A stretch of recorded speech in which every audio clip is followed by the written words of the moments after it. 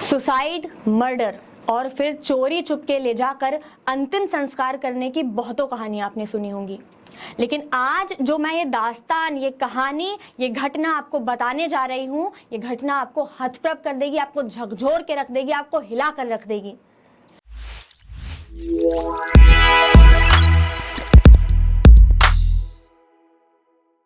नमस्कार, आप देख रहे हैं चेतना मंच और मैं हूं आपके साथ तनुश्री त्रिवेदी। घटना उत्तर प्रदेश के जिला लखीमपुर खीरी के राजगढ़ मोहल्ले की है, जहां पर एक 13 वर्षीय लड़की जिसका नाम गीता है, जो कि इसी मोहल्ले के एक मकान में झाड़ू पोछा करके अपने घर परिवार का पालन पोषण करती थी। बताया जा रहा है कि मकान का नाम मातृछाया मंडप है, जिसके मालिक हैं उमेश चंद्र पांडे और अर्चना पांडे। इन्हीं के मकान में गीता काम करती थी।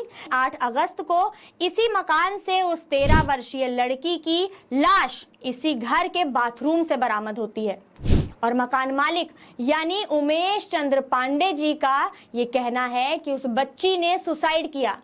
और चलिए मान लेते हैं कि उस बच्ची ने सुसाइड भी किया, लेकिन उमेश चंद्र पांडे जी ने किसी को कानो कान खबर तक नहीं होने दी। इतनी सतर्कता से उस बच्ची का अंतिम संस्कार भी कर दिया। मकान मालिक के मुताबिक उस बच्ची ने सुसाइड कर लिया था, यानी उस 13 साल की लड़की ने बाथरूम में जाकर के दुपट्टे से खुद का ही गला घोट लिया। ये सवाल मैं आपसे पूछती हूँ कि क्या आपको प्रथम दृष्टया से ये लग रहा है कि ये मामला किसी भी हद तक सुसाइड का है? आपको बता दें कि ये घटना जितनी सीधी दिख रही है, ये घटना उतनी ही ज्यादा टेढ़ी है। चलिए आपको समझाती हूँ कि मैं ये क्यों कह रही हूँ और क्यों ये घटना 100 सवाल खड़े कर रही है। सबसे पहला सवाल पांडे जी आपसे है मेरा कि क्या 13 साल की लड़की घर के बाथरूम में जाकर सुसाइड कर सकती है? क्योंकि एक 13 साल की बच्ची से हम ये उम्मीद तक नहीं कर सकते कि उसको खाना पीना, पहनना ओढ़ना और रहने का तौर तरीका भी पता होगा, और आप ये बोल रहे हैं कि उस 13 साल की बच्ची ने सुसाइड कर लिया। चलिए चलते हैं अब दूसरे सवाल की तरफ। लड़की की हाइट 3 फुट बताई जा रही है। अब अगर बाथरूम में लड़की सुसाइड करेगी तो क्या वो पानी की टोटी में खुद का गला घोट लेगी? क्योंकि 3 फुट उतनी हाइट नहीं होती कि वो घर के फवारे तक भी पहुंच जाए। चलिए एक सेकंड के लिए मैं ये भी मान लेती हूँ, एक क्षण के लिए मैंने ये भी मान लिया कि उस लड़की ने सुसाइड किया। तो उमेश चंद्र पांडे जी, आपको उसकी बॉडी को हाथ लगाने की क्या जरूरत थी? आपने क्या पुलिस को सूचना दी? और अगर नहीं दी तो क्यों नहीं दी? मैं सवाल करती हूं आपसे कि आपने पुलिस को सूचना दिए बगैर कैसे उस लड़की की लाश को हाथ लगाया? तीसरा और सबसे महत्वपूर्ण सवाल कि पिछले 2 साल से लड़की आपके ही घर काम कर रही थी, ठीक है? आपने उस बच्ची को किस तरीके से प्रताड़ित किया? आपने उसको फिजिकली, मेंटली, सोशली कैसे प्रताड़ित किया? कितना उसको हैरेस किया कि वो बच्ची आखिर घूम फिर के अपना ही गला घोट लेती है? मेरा अगला सवाल, आपने डेड बॉडी को बाहर निकाला। मैं मानती हूं कि आपको उस बच्ची की मौत पे बहुत ज्यादा दया आ रही थी, आप और आपका पूरा परिवार मातम मना रहा था, ठीक है? तो आपको इतनी क्या जल्दी थी कि किसी को कानो कान खबर तक नहीं हुई और आपने उस बच्ची को जलाकर खाक कर दिया?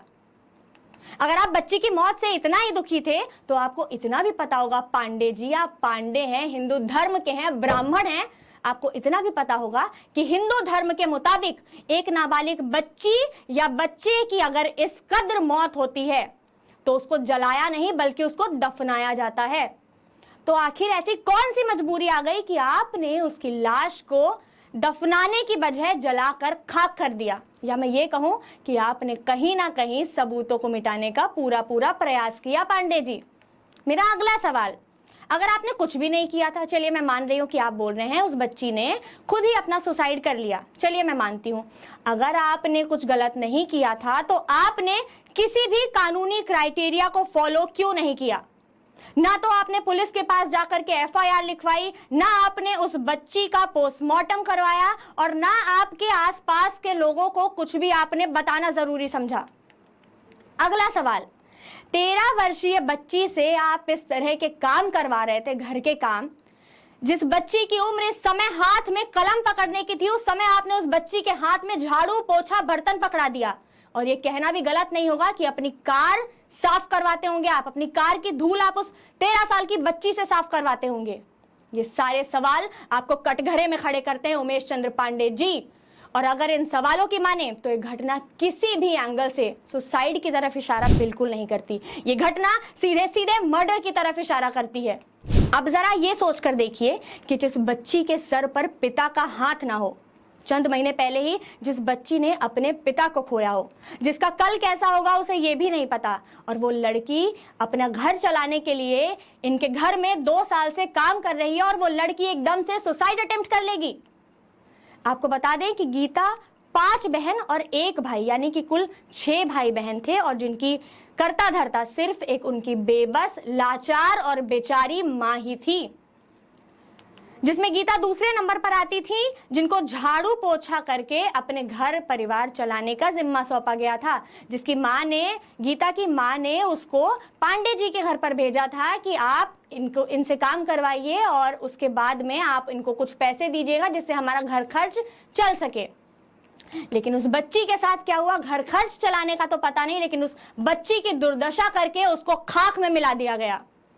इस मामले को हम पूरी गंभीरता से उठा रहे हैं और ये मामला हम तब तक उठाते रहेंगे जब तक उस 13 वर्षीय बच्ची को न्याय नहीं मिल जाता। ये लड़ाई हम तब तक खत्म नहीं होने देंगे, क्योंकि पांडे जी आपने पूरा प्रयास किया है इस घटना को दफनाने का, सारे सबूतों को दफनाने का आपने प्रयास किया है, लेकिन हम भी गड़े मुर्दे उखाड़ना बहुत अच्छे से जानते हैं। लखीमपुर खीरी थाना सदर से अनुरोध है कि इस मामले की पूरी जांच की जाए और गीता के गुनहगारों को सजा दी जाए, चाहे आप शाम दाम दंड भेद जिस तरीके से भी करें, क्योंकि उस 13 साल की लड़की के साथ गलत हुआ है। धन्यवाद। ऐसी तमाम खबरों के लिए देखते रहें चेतना मंच।